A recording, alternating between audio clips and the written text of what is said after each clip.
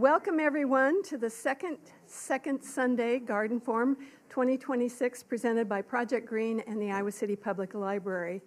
My name is Linda Schreiber and it is a pleasure to be with all my gardening friends again. My phenology report for today is that the spring equinox will fall on Friday, March 20th at 11:46 a.m. I want to be precise. This is the astronomical beginning of the spring season in the northern hemisphere and the fall season in the southern hemisphere. Now, before we get started, I want to remind audience members that our garden forums are free and open to the public, and attendance provides continuing education credit hours. We want to extend our thanks to Beth Fisher, Bondrager, whom you heard from, and the Iowa City Public Library staff for hosting the presentations and providing our presenters with technical assistance. Today's program is live streamed on the Iowa City Public Library's YouTube channel and can be viewed there at any time. Project Green was formed in 1968. Our nonprofit organization has devoted its resources to the environment and conservation practices, beautifying public green spaces, and educating the public. Our volunteers donated nearly 1,200 hours of service in Project Green Gardens in 2025. If you're a Project Green Garden volunteer, please stand to be recognized. I know you're out there.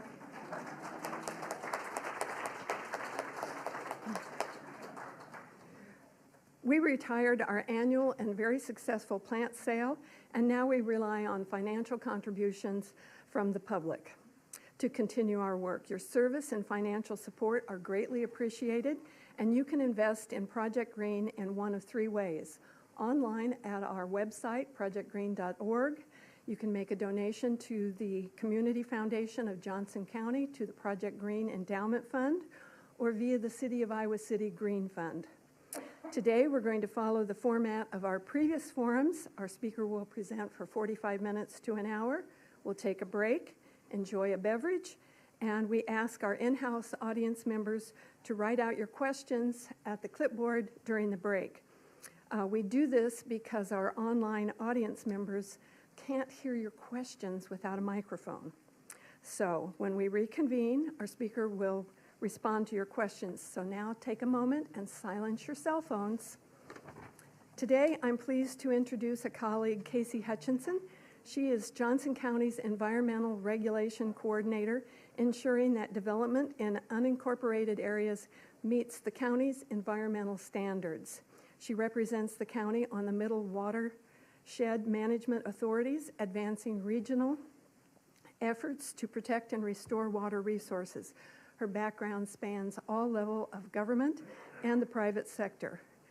When Dubuque Mowing to Monarch project that champions small native plant gardens was introduced to Johnson County, the concept quickly took root in the Department of Planning, Development, and Sustainability, and Kasey added Pocket Prairie Program Administration to her responsibilities as part of the county's soil health program, and she invited master gardeners to assist. A Lynn County program partnering with Monarch Research Station in Marion, Iowa, quickly followed that same year. Both programs are flourishing, and together the two counties have welcomed nearly 400 households since their launch. The decline of pollinators makes the stakes high and threatens Iowa's expanding local food systems. Pocket prairies strengthen ecological resilience and foster healthier, more sustainable agricultural practices. The popularity of pocket prairies reflects a meaningful shift to recognize citizen action to create ecologically vibrant landscapes. Native plants offer benefits turf grass can't match: improved habitat, richer soil, cleaner water, and dramatically better support for pollinators, birds, and even homegrown food. As ecologist Doug Ptolemy would say, they help bring nature home. Please join me in welcoming Kasey Hutchinson.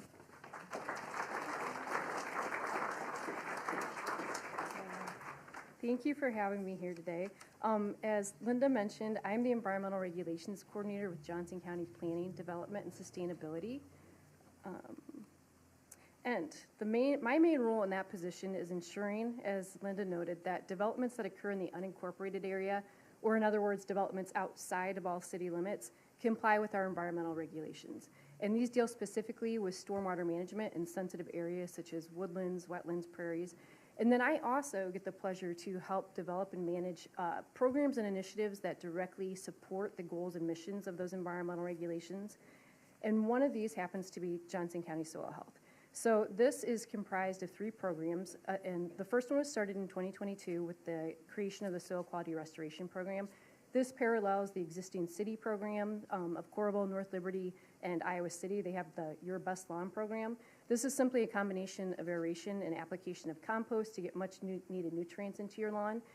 We run this as a cost share, so residents in the unincorporated areas and then the smaller communities that don't have access to an existing fund are eligible to participate, and we will reimburse 50% of the cost to do this in your yard up to a max of $2,000. The Pocket Prairie we started in 2024 in collaboration with the Master Gardeners. They've been a critical partner in this program, and what we do is we actually provide participants with free plants to create a native pocket.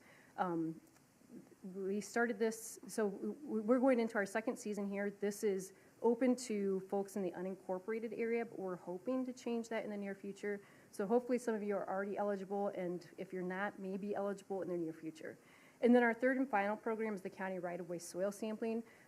This isn't for public participation, but what we do is we take soil samples in the right-of-way, we run some analyses, and the intent is to, over the long term, see how different land use practices affect soil health. Okay, so the reason that we have soil health in our department is because healthy soils are actually a form of natural infrastructure. So healthy soils can hold a ton of water, and that in turn is going to reduce runoff. If you can reduce runoff, you can reduce downstream erosion, flooding, pollutants getting to our waterways, and you can also help mitigate the impacts of drought. And oftentimes, environmental regulations are a direct response to loss of soil function or an effort to preserve it. So, for example, when our soils lose their function, they're not able to hold as much water, so we're going to have more runoff, more pollutants to our waterways, erosion, flooding, and so forth. And so then we have to have stormwater management, where we have to install things like detention basins, so we can capture that water and release that at a controlled rate so it doesn't cause that damage. When it comes to our sensitive or natural areas, I mentioned those are going to be areas like wetlands, prairies, woodlands, and so forth. These areas largely have undisturbed intact soils, so they're really high functioning. So we want to preserve all the benefits that these areas provide, as well as their high functioning soils. So what is soil? Well, simply, most of it is mineral particles. A good part of it is air and water, and then in the smallest proportion, but extremely important, is organic matter. So that's going to be once living material that is in different stages of decomposition. Additionally, soil is teeming with organisms, macro and micro. It's actually considered the most biologically diverse part of the earth. So there's an entire world going on underneath our feet that I think largely gets taken for granted. So I mentioned that the organic matter is extremely important. This is for many reasons. First, organic matter is responsible for holding soil particles together. So it creates nice porosity, so it allows the movement of air, water, organisms. I mentioned that it can hold a lot of water. It actually holds 10 to 20 times its weight in water. It is the nutrient supply for organisms and plants that call the soil home. It supports microbial diversity, and it also plays a key role in climate regulation. So it is basically a massive terrestrial carbon sink, storing more carbon than the atmosphere and plants combined. So I think most of us know that Iowa became a farm state because of its deep, rich topsoils. And prior to conventional farming, our topsoils were about 14 to 16 inches deep and had an organic matter content of 8 to 10%. This is really high. Now what we typically see is maybe 3 to 5% organic matter, 5 if we're lucky. And the reason that we have these super deep, rich topsoils is because of the native tall grass prairie landscape. So these native plants have super extensive root systems that extend anywhere from 5 to 15 plus feet deep. This graphic here shows a variety of native plants and the relative depths of their roots. if you look on the very left, you can actually see turf grass, and so that root system doesn't even register on this graphic. So in addition to their root systems, their above ground plant mass and about a third of their root structure dies back every year. So this is a continuous supply of organic matter. So not only have we been degrading our soil, we've also been simply losing it. There are some estimates that put the rate of loss at about 1 inch every 25 years. And we know that it takes hundreds to thousands of years of chemical, biological, and physical weathering to create 1 inch of topsoil. So we have a huge imbalance here. So it's imperative that we take measures to both preserve the soils that we do have and improve them. So we know that native plants are a key tool in improving soil health, and they also provide so many other benefits. For one, they're resilient. They're adapted to local conditions, so they can withstand long, dry periods. They can, take wet periods. They help slow water down and infiltrate it because they create that nice porosity in the soil. Of course, they provide food and habitat for pollinators, other insects, and wildlife. They're a key they store carbon in their extensive root systems. And then, of course, I think we probably all share the thought that they're beautiful. So we want to use the Pocket Prairie program to help raise awareness of the importance of soil health, but we also want to use it to kind of be part of the shift in the way that people see beauty in their landscapes. So these pictures on the right, for example, I would say represent a traditional landscape. We've been told for so long that we have to get the leaves out of our yards, that they have to be weed-free. We have to scour our beds in the spring and the fall of all vegetative debris. We have to cut back our shrubs and our flowering perennials after they're done blooming. And the result is something like this, and as this article refers to it, it's a buzzkill. In fact, the article goes on to refer to landscapes like this as ecological dead zones because they don't provide any benefits. And so we want to see lawns that look something more like this. And, there's absolutely been a trend toward incorporating natives into your landscape, probably even over the past couple of decades. But part of continuing this trend, I think, is getting people to recognize the benefits of this and then, in turn, correlate the benefits with beauty. These are pictures that they're kind of blurry, sorry about that, but these are pictures that I've taken just walking around my neighborhood, a couple of just neighborhood lawns, and then the lawn on the right is actually our own city high.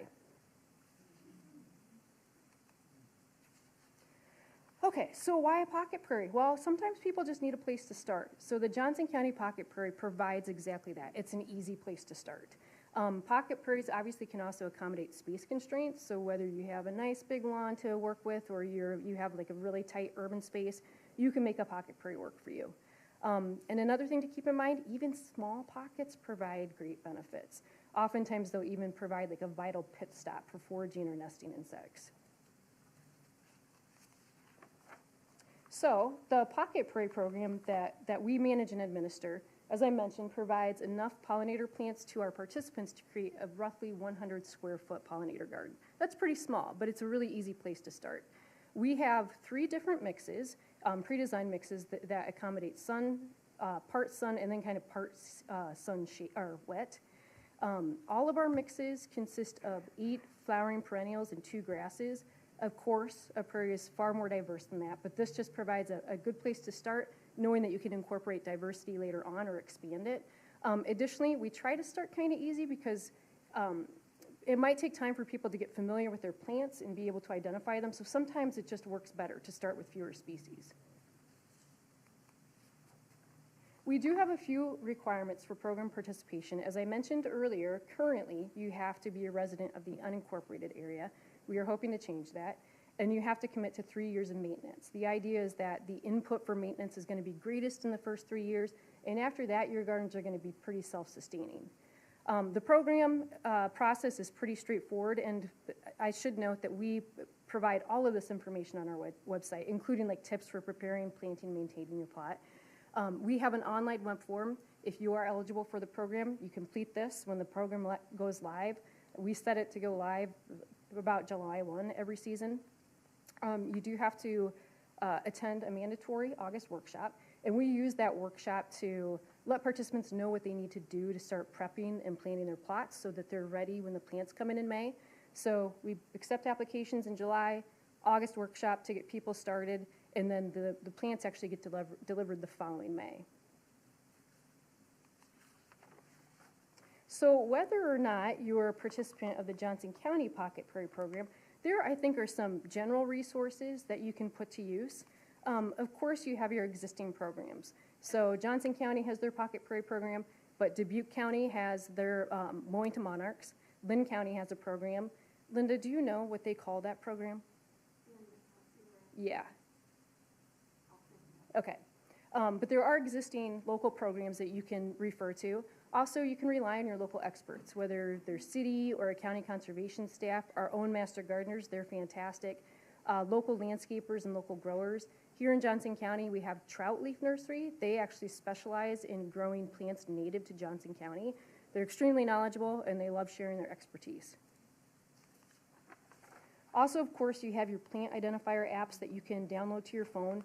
There are a couple of reasons I really like these.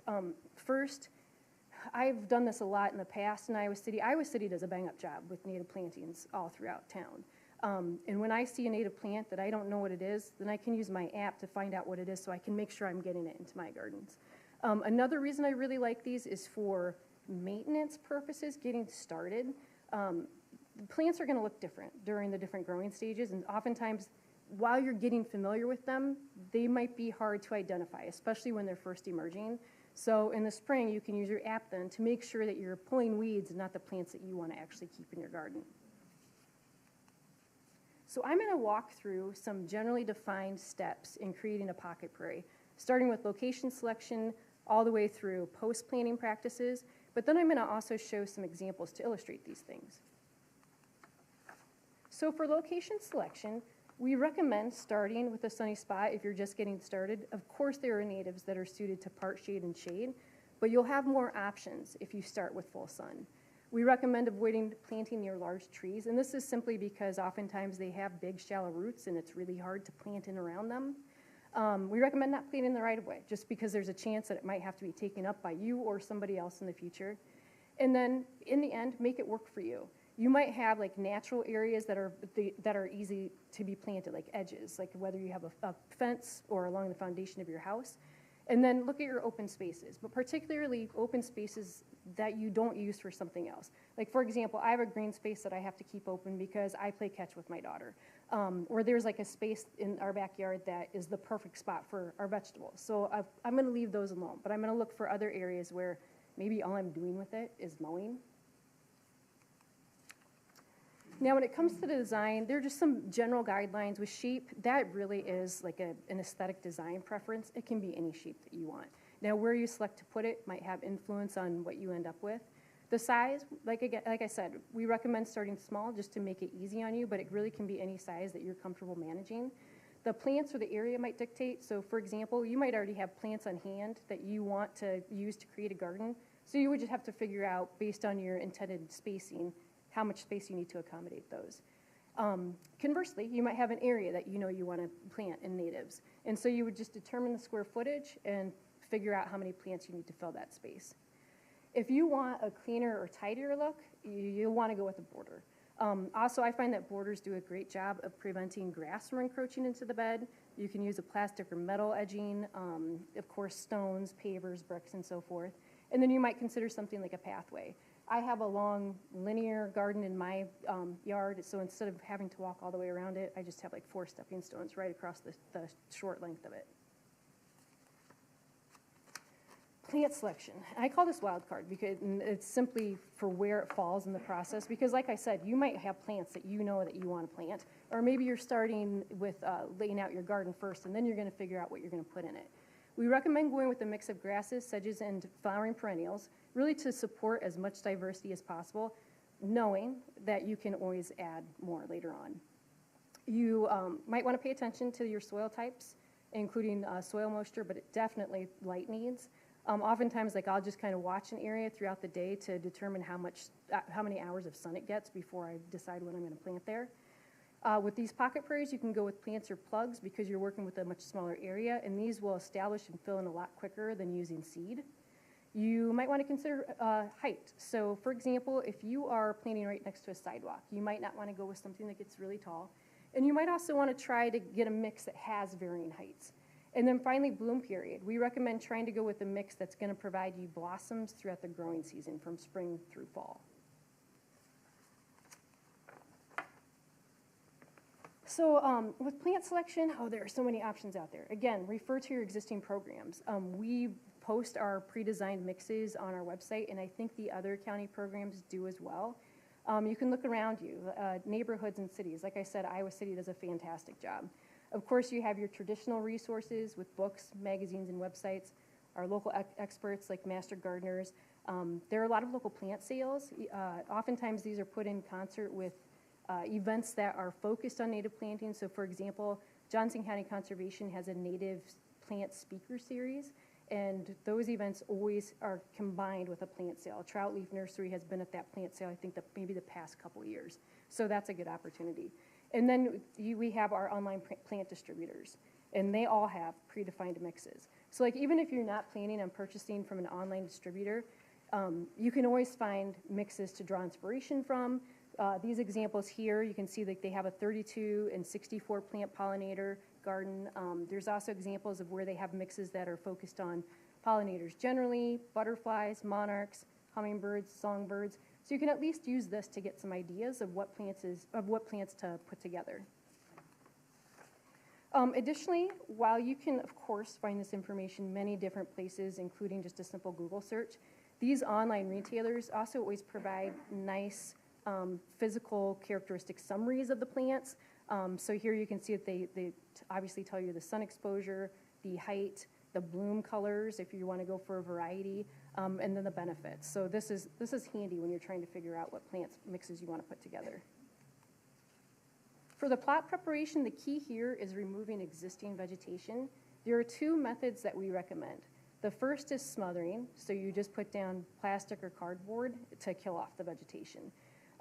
Usually you want to try to give yourself like a 2 to 3 month lead time. You might have some like clods of dead vegetation left behind, and you can just work that into your soil. The other method is mechanical removal. Of course, this is much more labor intensive. You're either going to use a garden spade to take up that turf or a sod cutter. And then there's finally the chemical method. We don't recommend this for pocket prairies because usually you're dealing with a small enough area where you can just take up or smother the sod. This would be more for like large areas that you're converting where you're gonna probably plant seed instead of plants. There are some general design considerations. One suggestion is to place your grasses first, and then you can place your other plants around that. And keep in mind that you can use your grasses to help prop up floppy plants, and then also grasses will, because of the root systems, will help keep some of the more aggressive spreaders in check as well. We recommend grouping into clusters. Not only does this help the blooms pop for aesthetic purposes, but it actually helps pollinators find them. I recently read on the Xerces Society website that a lot of pollinating bees will actually feed on a single species during a forage outing. And so if you keep a single species clustered instead of dispersing it throughout your landscape, it actually provides them a more efficient forage. We recommend, like if you have like a long linear garden, you can do clusters but in swaths. For spacing, for flowering perennials, we recommend 1 foot apart. Grasses 1.5 to 2 feet apart. But of course, this ultimately is going to depend on the species that you go with. And then for height, keep in mind that if you have a back to your garden, like a fence or a foundation, you can put your tall plants at the back. If it's like an open space garden, you want to keep those in the middle. And then with the shorter plants, you're going to keep those along the edge or the perimeter or the front of your garden. When it comes to watering, on here I have 2 to 3 times per week, but honestly, when I first plant, I water once every 1 to 2 days. And I do that for probably the first 3 weeks, and then I'll back it off, kind of depending on whether or not we're getting rain. Anymore, it seems like we're never getting rain when we need it. For the weeding, your garden's going to look fantastic when you first plant it. One thing to note is then after you get it planted, the following growing season, those weeds are going to come up so fast, and they're probably going to come up before your plants do. So it's important to stay on top of the weeding, especially in that first growing season. You're going to want to mulch your garden. This will help retain moisture and keep the weeds at bay. And you can use something like leaves, straw, wood chips. You want to mark your plants. I use utility flags. They're really unsightly, and a lot of people ask about them, but they work so well because, like I mentioned, those weeds are going to come in fast. They're probably going to come up before your plants. So when I've used like the regular plant markers in the past, I have a hard time finding them. With the utility flags, they stand up really nice and tall, and I don't have any problem finding my plants. And that will be a temporary thing. I'm going to remove those after like the first 2 or 3 years. We recommend spring cleanup. Leave your plants throughout the fall. The branches and twigs of your plants are going to provide critical habitat for hibernating pollinators, and also, food for winter wildlife as well. And you're also going to want to wait to clean up your beds, probably beyond the point of getting antsy in the spring. There are a lot of bee species that don't emerge until nighttime soil temperatures are reaching 50 degrees or greater. So you want to wait until after those bees have had a chance to emerge to clean up your beds. With critters, I'd say that generally native plants are fairly resistant to critters, but not when they're young and tender. So when you first plant your garden, you're probably going to want to protect those plants to give them a chance to establish before the critters can get to them. Okay, so we're going to get to some of the examples. I'm actually going to take you through a tour of my own yard to illustrate some of these things. So this is my backyard. I wouldn't actually call this an example of one of my, quote, pocket prairies, but it's an example of a space that lends itself really easily to incorporation of native plants. This is just a 2-tiered stone terrace. It's like 130 feet long. Both terraces are like 4 feet deep. It's fully contained. I can't do anything with it other than plant it. So it started off kind of like a mix of natives and non-natives of plants that I transplanted from my childhood yard, and I've just filled it in with natives since then. And I have a lot of areas like this in my yard, especially like around the foundation. I like evergreens for, year-long coverage, but then amongst those, I'll put in native shrubs and put in native plants wherever I can squeeze them in. So my husband and I decided that we wanted to take the turf grass that we're not doing anything with other than mowing and also convert those to natives. I found this honestly a bit overwhelming because we have a lot of space to work with. And when I have too many options, I find it really hard to make decisions. So over time, naturally, I decided that the only way I could get started was to start small. So I started back in 2023, that I would create a new pocket every growing season. So I started in the front yard because we have a lot of space in the front yard that's full sun. All of our mature trees were taken out by derecho. Actually, you can see like that brown stuff, we actually just completed SQR in this photo. So that's compost on top of the grass.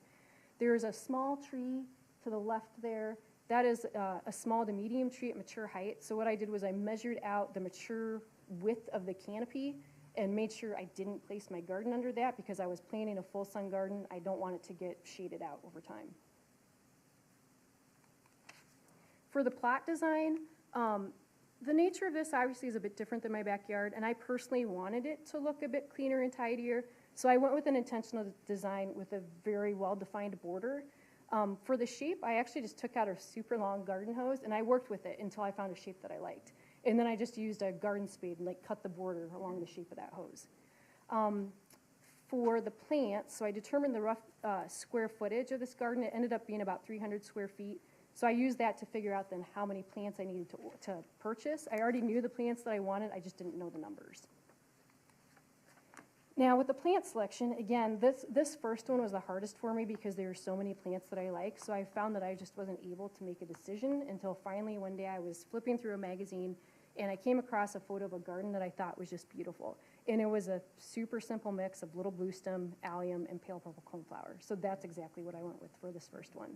Again, knowing that I can incorporate more diversity later on.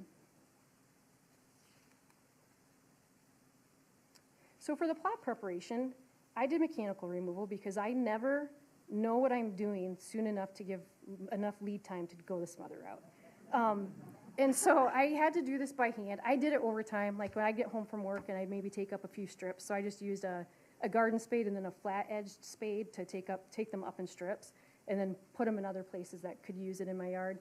My mom came down to help me plant this, and when she pulled in the driveway, I was removing the last strip, and that was my goal, is to have the sod removed by the time she got there.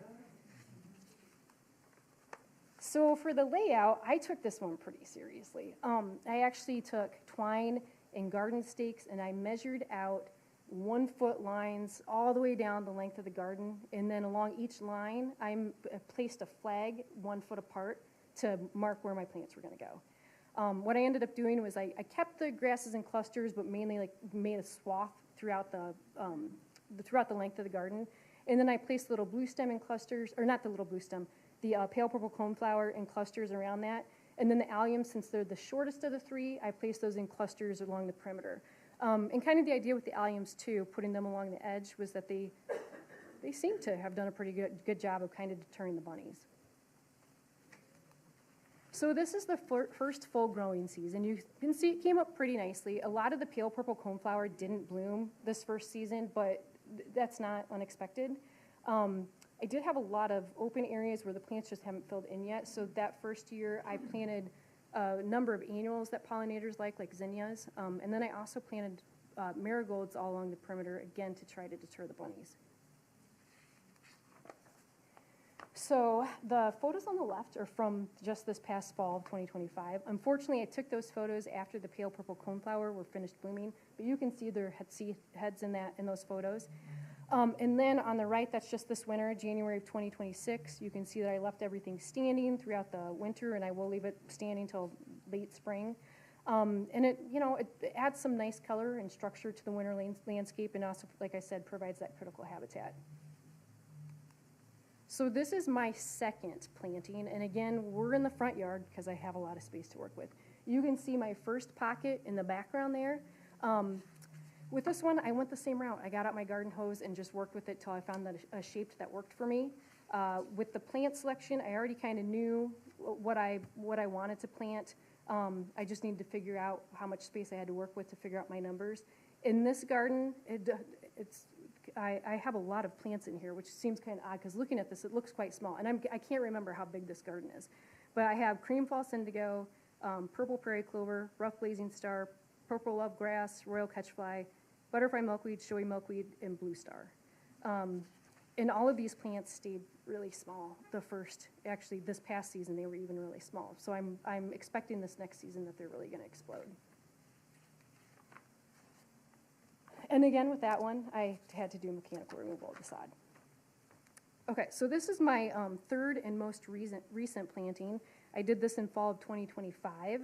This again is in the front yard. You can see that the edge of it kind of parallels that first pocket prairie. In this case, I've actually incorporated that small tree that I referred to earlier. So I know in this case that I'm gonna have some part shade plants in this garden. I did approach this one a little bit differently because I already had all my plants on hand. So in the summer, I purchased a number of plants for fall delivery. And then I also attended one of the trout leaf nursery sales, and I purchased a bunch of flowering forbs and sedges and grasses.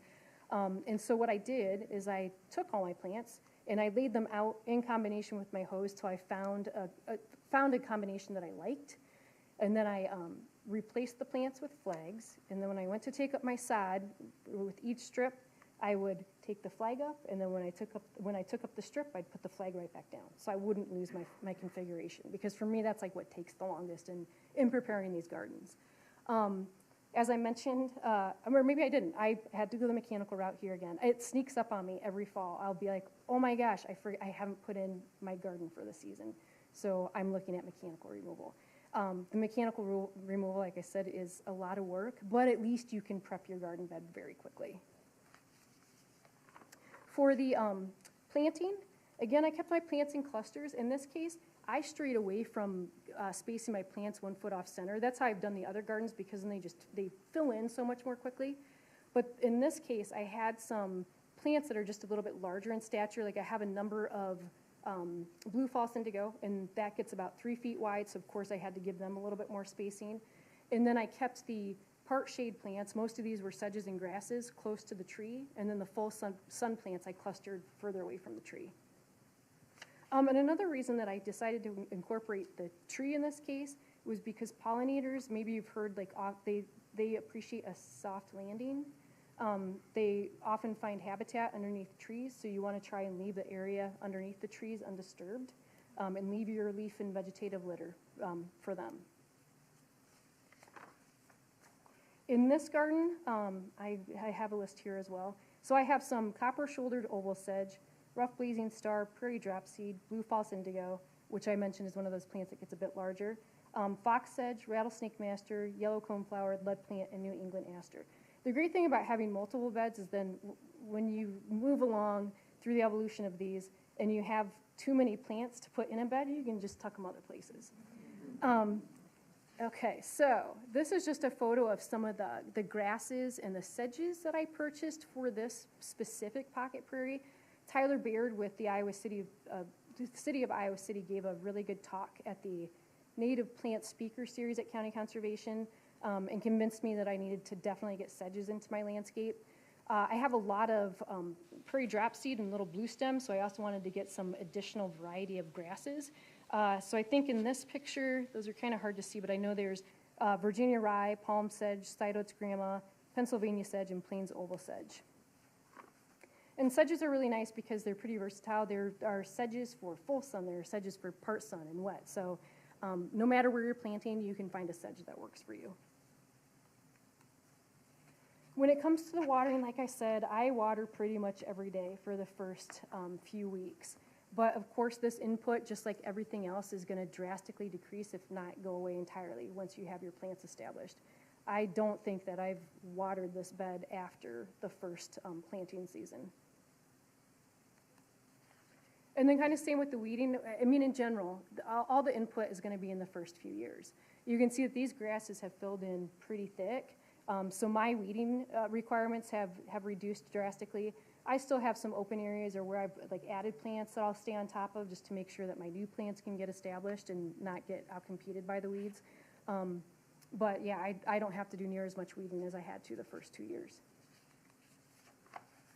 With mulching, I actually use straw because it's cheap, it goes a long way, and it breaks down pretty quickly, adding organic matter to my gardens.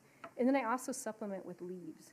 I always mulch right after I plant, and then I will mulch in the winter as well. But I'll only do it where I need it. If the plants have filled in entirely, I'm not going to put mulch down. Now, I mentioned the utility flags. This is what you're seeing in this photo. I know that I have neighbors who ask neighbors what my flags are for. And the white flags represent the locations of the plants when I first established the garden, when I first plant the garden. And then you can see some orange utility flags. Those are in my first pocket prairie. The reason I use a different color is so I can essentially spot maintain my garden. So those plants, the orange marked plants, came along later in a different season. And so instead of watering my entire garden, I can just make sure that I'm watering where those orange flags are. All right, and I have a lot of critters in my yard, and I love them. I have so many bunnies and deer, but once my gardens are established, I don't care if they feed on them. I mean, there's enough to go around, but until then, until my plants get established, I've used different methods to protect my plants, and they've all worked. The first one, the photo on the left, I used T-post, and then I kind of used that silky netting. You can see it around that tree. I wrapped that around the entire perimeter of my garden. So that was like a 6-foot tall fence. Then the second garden, a different route, we used wood stakes, and then I put chicken wire around the wood stakes and just laid deer netting over top. In the third photo, another approach. I took the empty pots of the plants that I planted, and then I took garden staples and I actually secured them right next to the plants.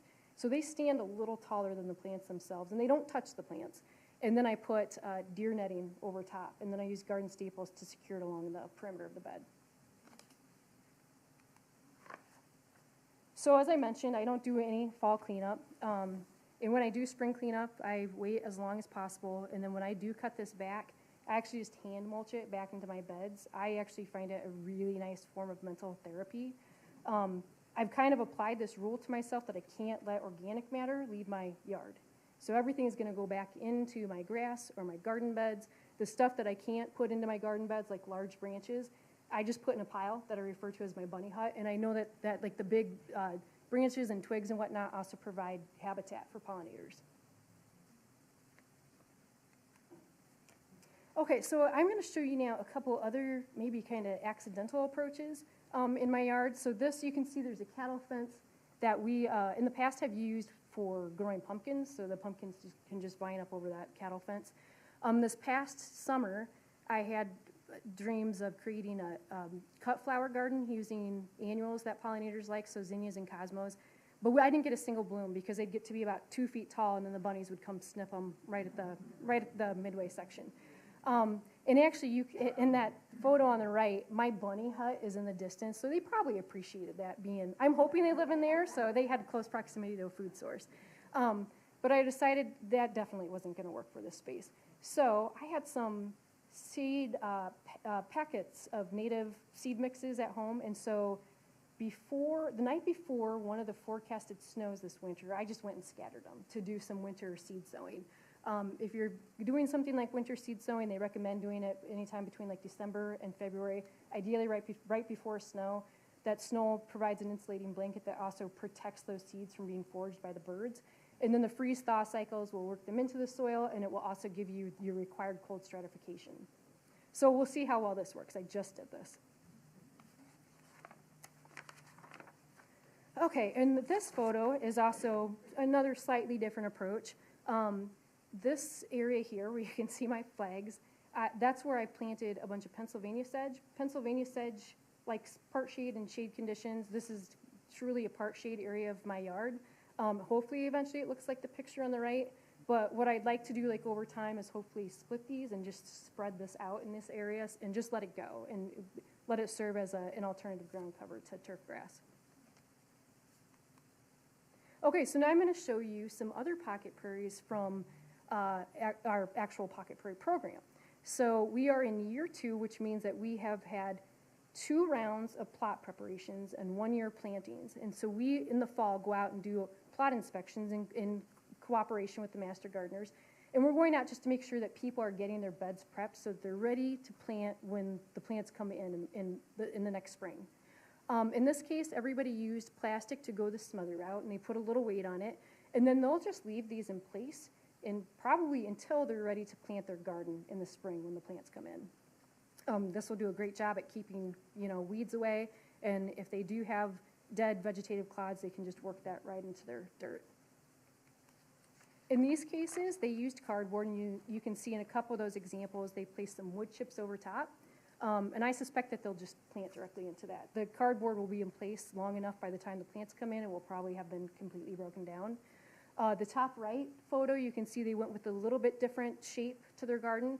I think a lot of times with the Pocket Prairie program, it's easy to go with like linear lines because we also measure the plots to make sure that they have enough space. So they're looking to create roughly 100 square foot gardens.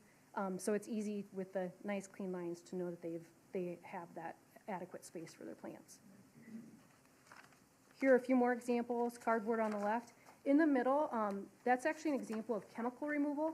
And the reason they went with chemical removal in this case is because they will, of course, plant the plants they get through the Pocket Prairie program, but they're also creating a much larger garden than what the Pocket Prairie provides for them. So they'll purchase all their other plants, or most likely go with seed. And then the photo on the right, I liked this approach. They actually removed their turf and then planted a cover crop. And so that will help suppress weeds and provide organic matter. Some common cover crops that might be used for this purpose would be winter rye, oats, and clover. I don't remember what they planted in this example, and maybe somebody can identify it by photo, but I'm not sure what it is. Okay, and then these 3 photos are from our very first year participants. So they would have planted their gardens just this past spring, so May of 2025. Actually, our plants came in early June, so they would have planted these in June of 2025. That one in the middle, I'm surprised at how big their plants are this first season. They're coming in nicely on that picture, in the picture on the left as well. On the right, that garden has a bit shadier location than those other 2 photos. And you can see their plants are there. They're small, and that's not unusual for like the first 2 years, but I would expect that all of these would explode after year 3 or during year 3. And here we have a few more examples. All of these went with a little bit like triangular shape, and they've incorporated some other elements like the brick pavers to create their border, some large stones in that middle one, and a bird bath. All right, so those are some examples. So where do we go next? As I mentioned, you can start as simple as you want. Over time, if you haven't, you might want to try to incorporate some grasses and sedges and other flowering perennials just to increase your diversity. There are a lot of nice resources out there. So this is from the Xerces Society. They have some great plant references when you're trying to pick out your plants. So this, as well as those other examples that I showed, they'll give you your bloom time. I like the additional details column of this one because it'll show you like if they're resistant to pests and deer, what insects they really support, whether they're bees or butterflies. And also another consideration is to focus on incorporating keystone plants. So keystone plants are plants that are considered to provide disproportionately large benefits that support a vast number of insects. And this example that I pulled here, this is from the National Wildlife Federation. Of course, you can find all sorts of sources for keystone plant listings, but on this site, you can just enter your zip code and it'll give you proper keystone plants for your area. And then you can also consider incorporating trees and shrubs. So this will just provide, more multi-season habitat. In my yard this year, I decided to focus on the rusty patch bumblebee. It is an endangered bee species, but it's been identified in Johnson County, and I know somebody who lives within the city limits of Iowa City who has spotted one in their yard. So I decided to focus on plants that I could incorporate to help expand the habitat in my yard for them. So like the woody species, I don't know if you can see that, I apologize, but the top woody species listed is serviceberry. It's a great spring provider for them. So that's exactly what I did. That tree in the foreground, that's a serviceberry that I just put in this year, and it's closely located to all my existing pocket prairies. Another thing that I wanted to share that I thought was kind of cool, and Linda actually turned me on to this, is the homegrown national parks, and you may have mentioned that during your introduction. But I believe Doug Talamy started this, and he's an entomologist with the University of Delaware. And their push is to, obviously get people to incorporate natives into their yards and throughout their communities. They have a lot of nice resources on their website, including curated garden mixes that can give you ideas. They also have listings of keystone plants, and I like too that on this one you can actually you select if you're after like a tree, shrub, ground cover flower, and it's kind of cut off, but even like container plants to serve as keystone plants. And then they also have this biodiversity map, so you can get involved in this. So what they do, they're basically tracking the area of native plantings across the U.S. And if you're into competition, this map is actually shaded based on ranking. And the ranking is the proportion of the area of the total state that's been converted to natives. Iowa currently ranks as number 21. I had to do a lot of clicking around to find number one. Does anybody want to guess who it is? California. East Coast. Mm-hmm. Delaware. Delaware currently leads the way. Of course, everybody is like, not even registering at 1% because you have to convert a lot. But if you want to show up on there, you can create an account, give your location, and then the square footage that you've converted to native plantings. Another thing we can do is keep learning and make, modifications and change our approaches as necessary. I actually just saw this in the Washington Post on Friday. Good news, we saved the bees. Bad news, we saved the wrong ones.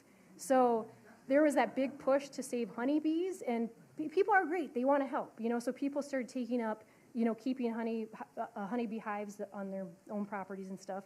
Unfortunately, it's been at the expense of our native bee populations because they outcompete the native bees for nectar and pollen, and they also introduce diseases into the populations. So the article recommended, of course, some of their favorite natives to incorporate into your landscape to help support these native bee populations. But one thing to think about as you're planting your gardens is to leave some bare patches, because they say that like 70% of native bee species are actually ground nesters. So you want to leave bare patches that they can get access to. So you can leave like loose vegetative matter, like leaves and debris.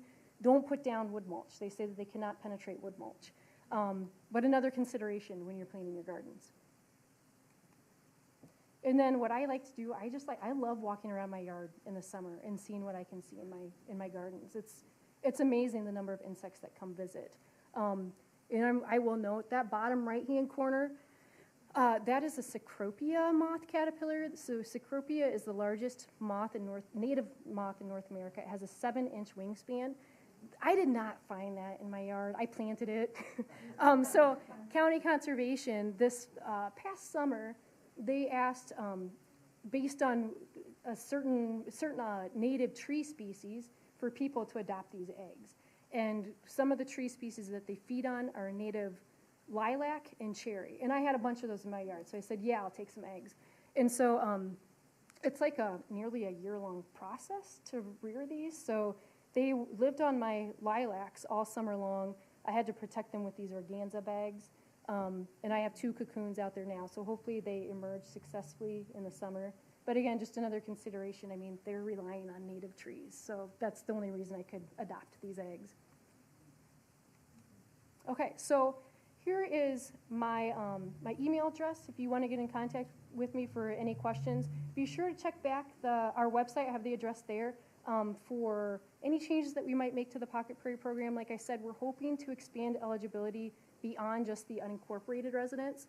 And of course, you can find all sorts of information at that website too.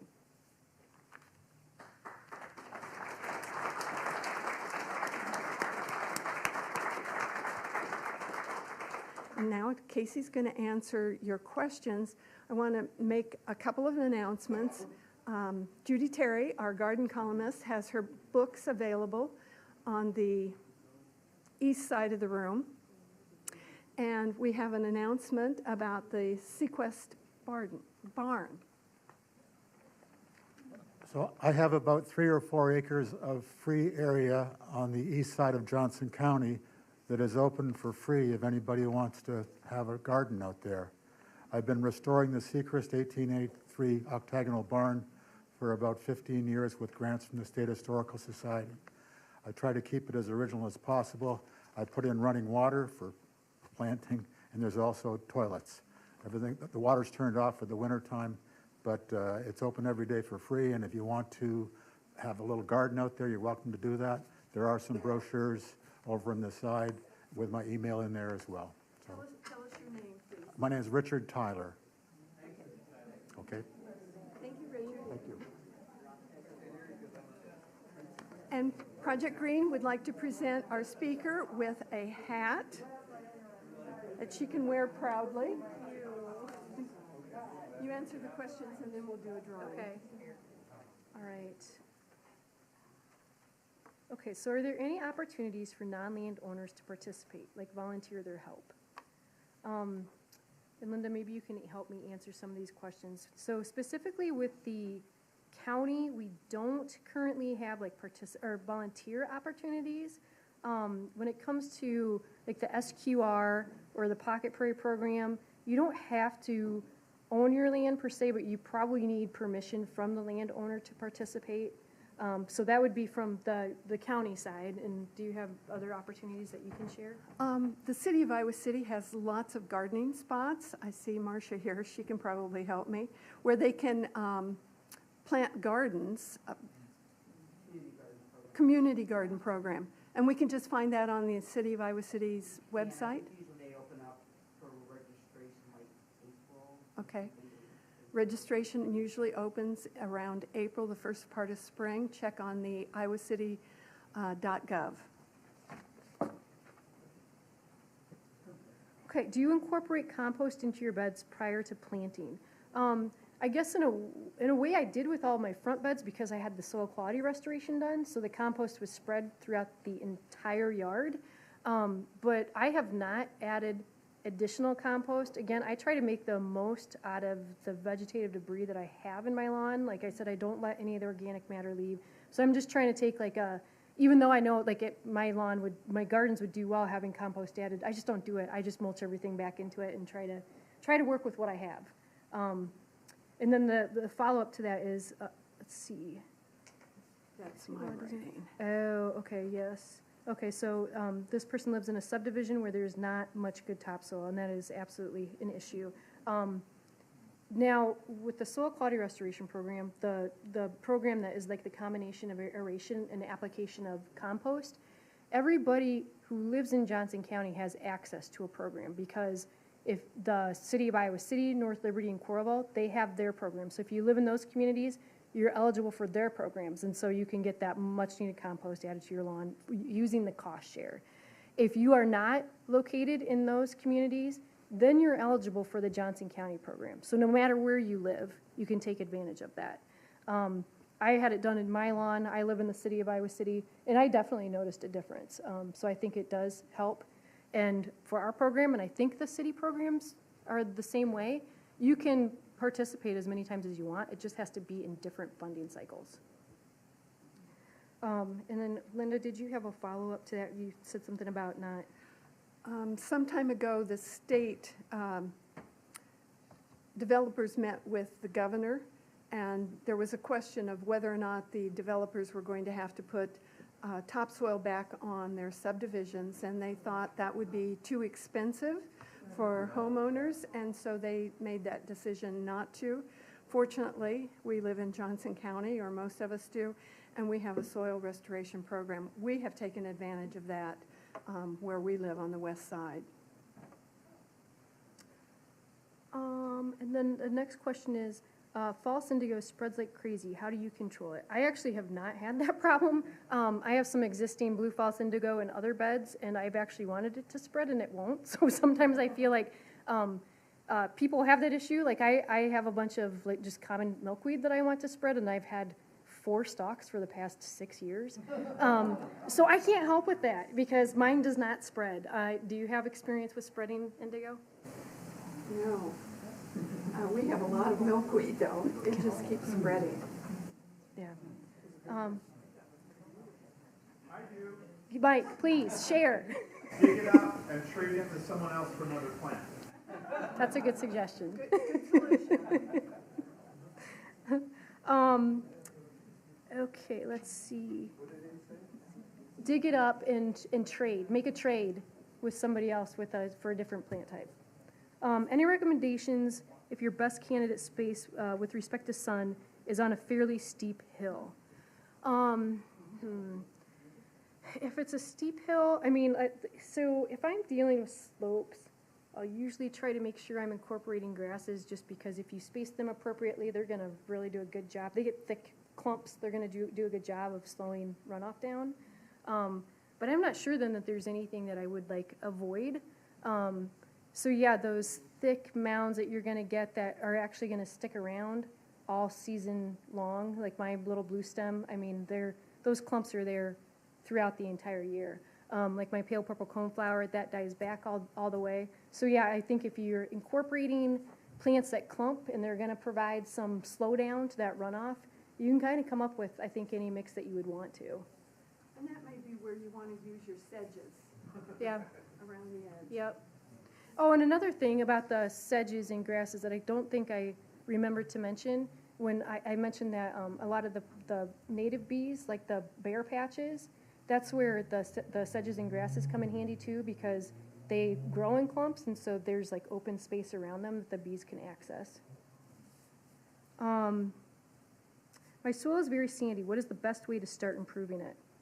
Again, I would say do the SQR, add compost, hang on to your organic matter, keep it in your lawn. I mean, anymore when I see people raking their leaves to the curb, I'm like, no, don't do that. But yeah, I am amending it with compost, but going the natural way. And if you can improve your soil health with the addition of natural materials like compost, you don't have to apply any of the chemicals, and that's what we want to do, is stay away from the chemicals. What part of Iowa City do you live in with your pocket prairies? I actually live right next to City High.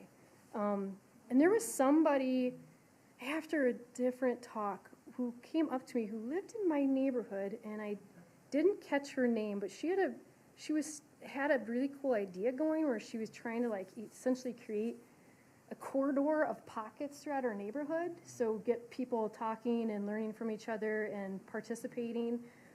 I don't think she's out there, but I thought it was a really cool idea to kind of work with your neighbors to try to create corridors of pockets. But yeah, that's where I am, and I have noticed that in my neighborhood there are a lot of pockets. So the more we can create, the better, obviously. Okay. Want to kill turf grass on east-facing sloped area. How to do this and then plant without making mudslide. Again, I would like rely on grasses, but then also going heavy with your mulch, whether it be straw after you plant. And then over time, obviously, your plants are going to fill in, and then just leave that vegetative mass because it will produce a natural matting. As long as you're keeping that soil covered, you should be able to keep it in check. And I believe that's all the questions on Okay, the and sheet. let's do some drawings.